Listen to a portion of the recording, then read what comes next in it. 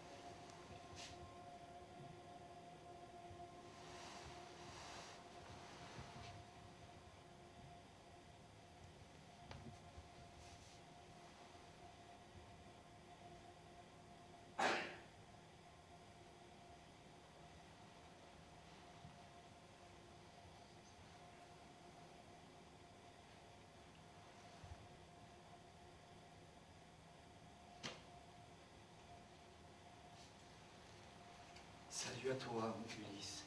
Comment ça va? Depuis que nous nous sommes quittés sous les murs de Troie. Mal, Antilope.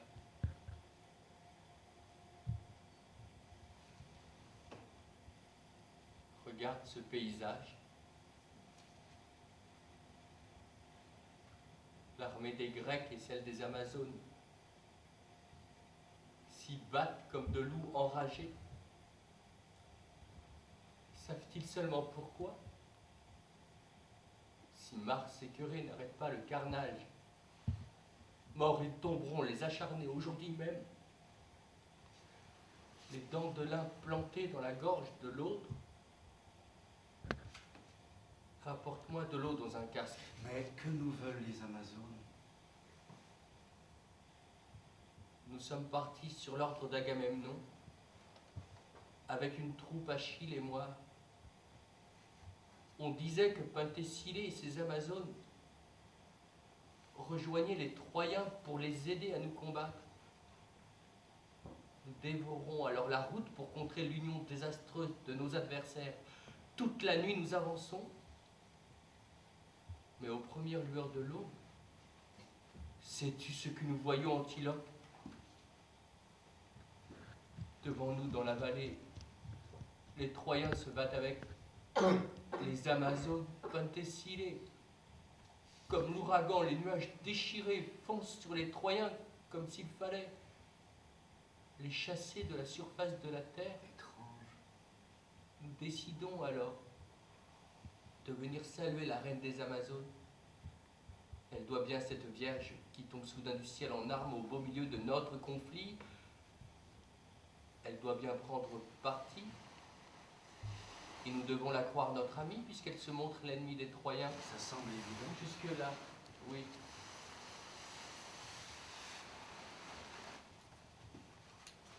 Achille et moi, nous la trouvons à la tête de ces vierges.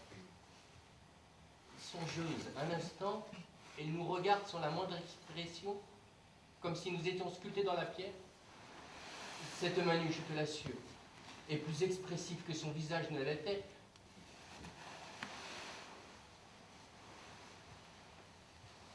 Puis son œil tombe sur Achille.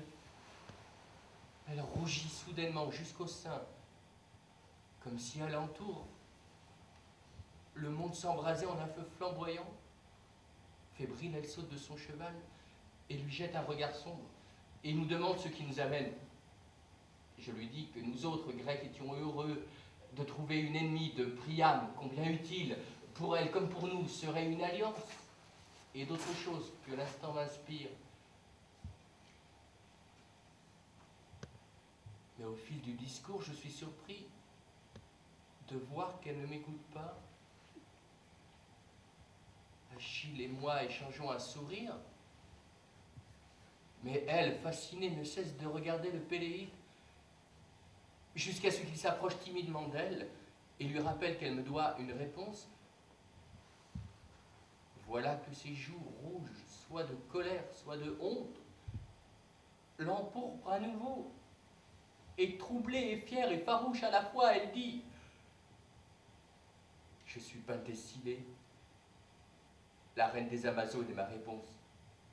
Je vais la tirer de mon carquois. C'est mot pour mot les paroles de ton messager. Mais dans le camp des Grecs, personne n'y comprend rien. Sur quoi, sans savoir ce qu'il nous faut penser de la scène, nous voyons les Troyens qui de loin ont deviné l'humiliation et se rassemblent, triomphants. Croyant alors avoir les faveurs de l'Amazone, ils décident de lui offrir à nouveau une alliance.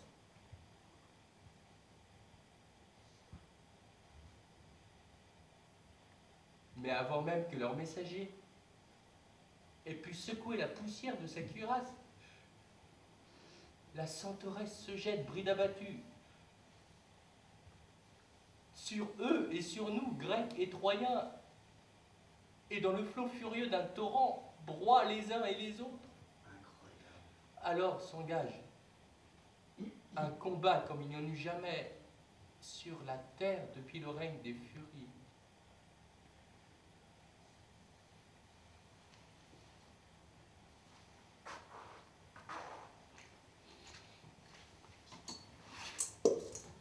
Autant que je sache, seul existe dans la nature la force et ce qui lui résiste, rien d'autre. Ce qui éteint le feu ne peut dissiper l'eau en vapeur, et réciproquement, mais ici se montre un farouche ennemi des deux, devant lequel le feu ne sait pas s'il doit ruisseler avec l'eau, ni l'eau s'élever parmi les flammes. Le Troyen, attaqué par l'Amazone, se jette derrière le bouclier d'un Grec. Le Grec le délivre de la Vierge qui l'attaque. Et Grecs et Troyens doivent, malgré l'enlèvement d'Hélène, s'unir pour affronter l'ennemi commun.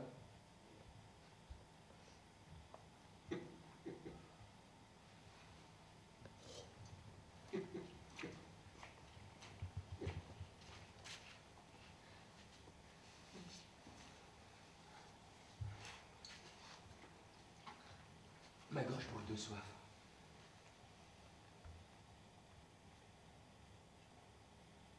Depuis ce jour, la bataille sur cette plaine immuable fait rage toujours plus vive comme un orage coincé entre les cimes rocheuses.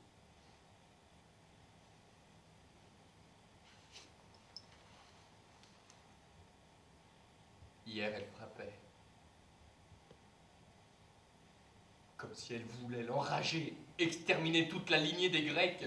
Victorieuse, elle a déjà fait plus de captifs qu'elle nous a laissé Dieu pour les regretter, de bras pour les délivrer. Et personne ne peut deviner au fond ce qu'elle nous veut? Non, personne, quoique nous scrutions avec le fil à plomb de la pensée.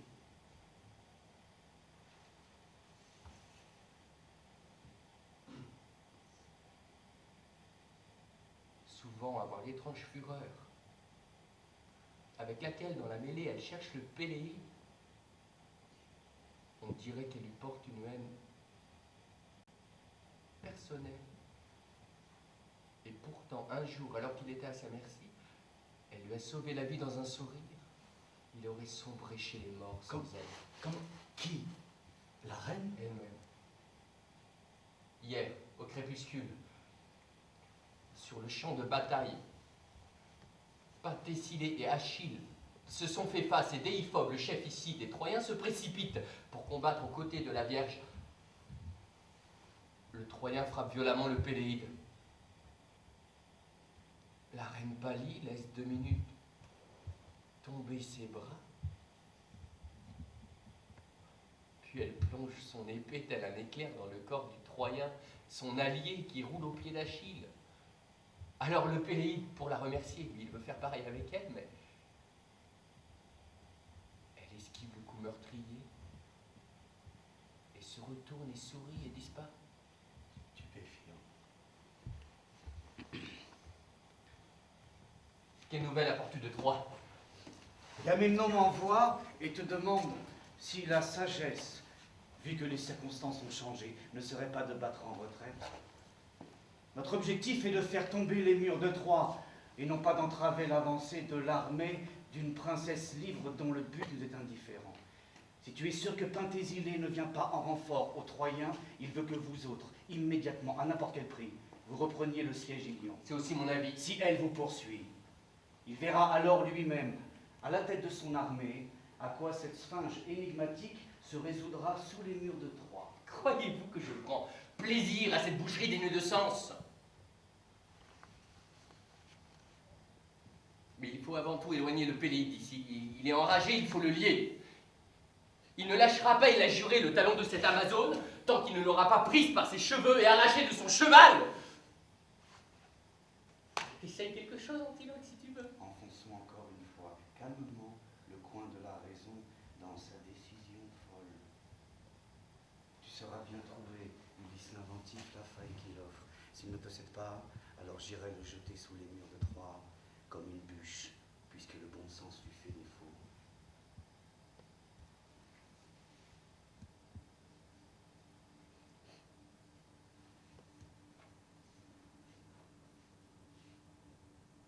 Regarde. À la crête de cette montagne, n'est-ce pas une tête en armes qui surgit? Et la nuque vigoureuse qui la porte, les épaules, les bras dans l'éclat de l'acier, tout le buste jusqu'à la ceinture. Qui est-ce? Qui? Est-ce que je rêve? Maintenant, il est sorti de l'horizon tout entier, le char guerrier d'Achille. Il apparaît éclatant comme le soleil se lève, S'approche-t-il de nous? mais derrière lui, Quoi? dans l'ourlet de la montagne, la poussière qui s'élève comme des nuées orageuses, et cet éclair qui les traverse. Penthessilée, la reine, sur les pas d'Achille déjà, et toute sa troupe d'Amazones. Folle furieuse. Elle étreint de ses cuisses le corps du Persan. l'assoiffée, l'air qui la freine. Elle vole comme tirée d'un arc. L'armée reste en arrière. S'approche-t-elle de lui? Elle s'approche. Pas encore, elle s'approche. Elle respire déjà, portée par le vent, la poussière que le char d'Achille soulève. Et maintenant, l'intrépide, l'insensé, il s'amuse à décrire un arc. Mais tu vas voir que l'Amazone va prendre la corde qui pend du char d'Achille. Elle coupe sa course. Et voilà qu'il tire brusquement. L'attelage tout entier, il le tire brusquement à l'oblique. Il vole de nouveau vers nous. Ah, le rusé, il l'a trompé. Penthesilée passe à côté du char, bondit, décolle de la selle et trébuche. Tombe. Quoi? Elle tombe, la reine. Et une vierge par-dessus aveuglément. Et encore une. Et une autre. Elle tombe. Tombe en un seul bloc. Qu'elle se réduise en cendres. Alentour la poussière, traversée par l'éclat fulgurant des armes, l'œil même le plus perçant ne distingue plus rien. Un écheveau de vierge emmêlée, coloré par l'enchevêtrement des bêtes, le chaos primordial dont est issu le monde était plus clair.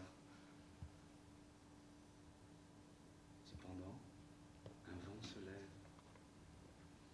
Le jour se fait et l'une d'entre elles se relève. Comme cela fourmille drôlement. 3 chevaux encore et une cavalière gisent comme morts. Est-ce la reine? Penthesilée, tu veux dire. La reine. Puissent mes yeux désobéir. Elle est là, debout. Où? Là, à l'endroit même où elle est tombée, à l'ombre de ce chêne. Tête nue, son casque au sol. Elle porte faiblement sa main droite à ses cheveux. Elle essuie, est-ce de la poussière ou du sang, son front. Elle, l'indestructible. Pareil chute, un chat en crèverait. Elle, non. Et le Péléi? Hors de portée des flèches, il s'est envolé. À peine peut-elle l'atteindre du regard. Et la pensée elle-même, si véloce, semble s'interrompre en elle, à bout de souffle.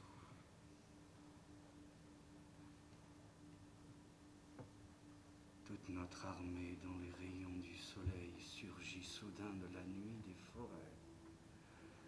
Achille saute de son char. Il enlève le casque qui lui pèse. Il approche, seul, vers nous. Le voilà. Achille, salut à toi, Vainqueur même dans la fuite. Si dans ton dos, par la seule puissance de ton esprit, l'ennemi mord la poussière, qu'en sera-t-il? Achille, le jour où tu l'affronteras face à face.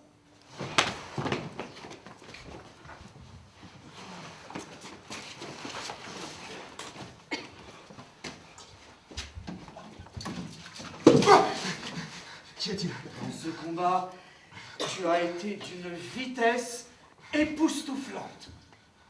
Jamais les vents déchaînés n'ont donné un tel spectacle au monde étonné. Je pourrais échapper à mes remords sur ton char fulgurant, même si ma poitrine était lourde de tous les péchés de Troie. Pardon. À quoi tu joues? Ne bouge pas, tu saignes. Et alors? Ne bouge pas. Laisse-moi te penser.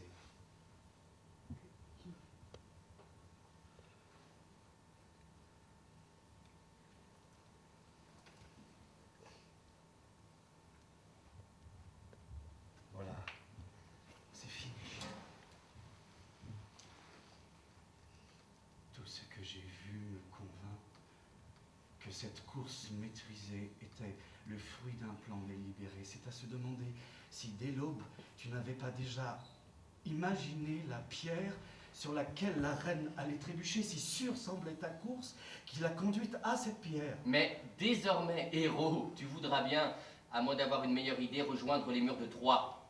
Agamemnon nous ordonne de revenir. Nous allons feindre la retraite et les attirer là-bas où l'Atride les accueillera pour la bataille décisive. Nulle part ailleurs tu ne pourras te rafraîchir de cette chienne en chaleur qui te harcèle, et tous mes voeux t'accompagnent, car elle est une abomination et je hais à mort cette furie vagabonde qui, sur ce champ de bataille, perturbe nos exploits, et j'aimerais, je te l'avoue, voir la trace de ton talon sur sa joue de rose. Ils transpirent Qui, Comme du plomb. emmène-les. Et quand l'air les aura rafraîchis et triés. Tu vois bien qu'ici, Péléide, l'avantage est à notre camp. Aussi loin que porte l'œil le plus perçant, toutes les collines grouillent de femmes. Les sauterelles ne s'abattent pas plus denses sur un champ de blé mûr. Qui peut prétendre encore à la victoire, malgré le désir qu'il en a, et qui même, en dehors de toi, peut dire qu'il a seulement vu Penthésilée.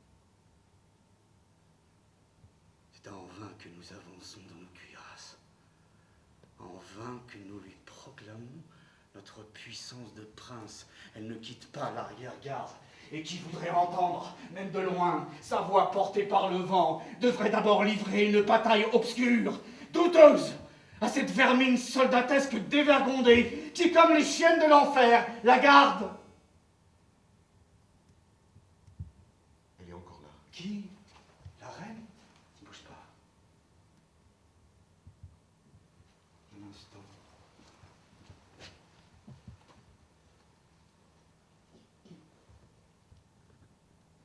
Là-bas, oui.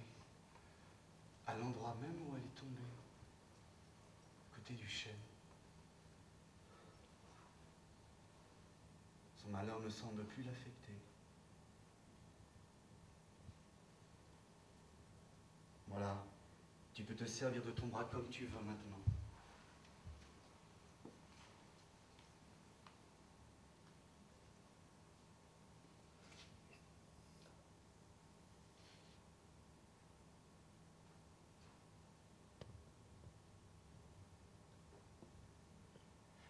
as-tu entendu, Péléide, ce que nous t'avons dit? Ce que vous m'avez dit? Non, rien.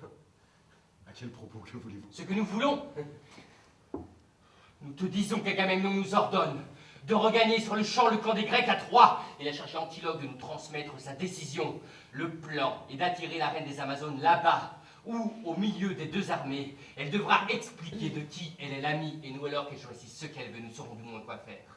Je compte sur ton intelligence, Péléide, pour suivre la sagesse de cet ordre, car ce serait complètement fou, alors que la guerre nous appelle devant Troie, de nous commettre ici avec ces vierges, sans savoir ce qu'elles nous veulent, ni même si elles nous veulent quelque chose. Combattez comme des lâches châtrés si vous voulez. Moi, je me sens un homme. Et ces femmes, serais-je le seul de cette armée, je les affronterais. Continuez à les mater sous les sapins pleins d'un désir impuissant. Ou éloignez-vous du lit de la bataille qui les berce. Ça m'est égal. J'accepte que vous retourniez à Troie.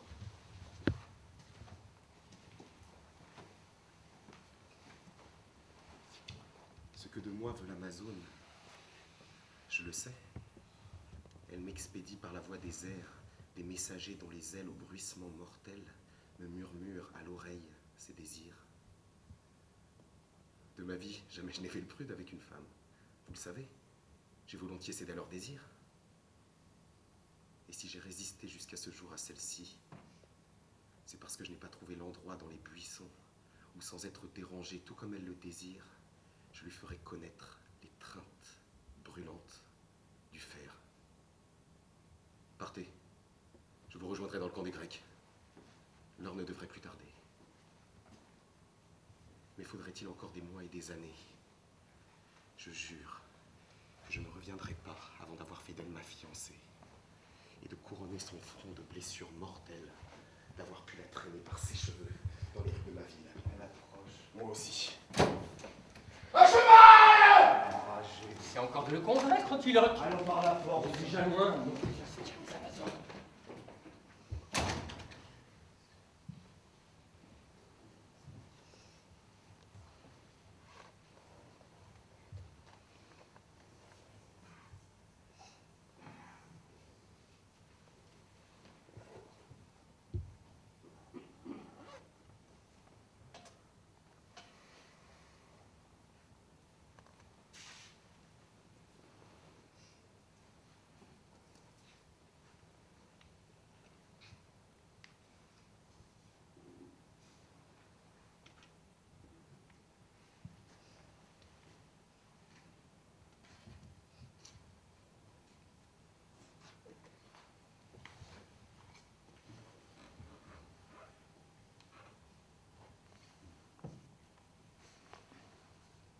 Nous sommes victorieuses.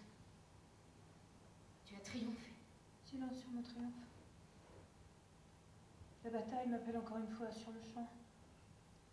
Je dompterai l'insolent. Je t'en conjure. Laisse-moi.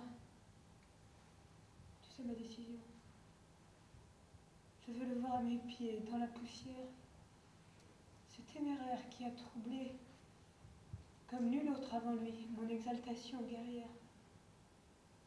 Est-ce la victorieuse, la terrible, l'orgueilleuse reine des Amazones que le miroir de sa cuirasse me renvoie quand mon pied s'en approche? Moi, devant qui l'armée des Grecs s'enfuit, ne suis-je pas à la seule vue de cet homme? Paralysé, touché au plus profond. Moi, conquise, vaincue. Où donc est le siège en mon sein mutilé du sentiment qui me terrasse? Je veux me jeter dans le tumulte du combat, là où m'attend son sourire narquois, et le vaincre ou ne plus vivre. Cette chute violente enflamme ton sang, bouleverse tes sens. Tu trembles. Ne décide rien avant que ton esprit ait retrouvé son calme.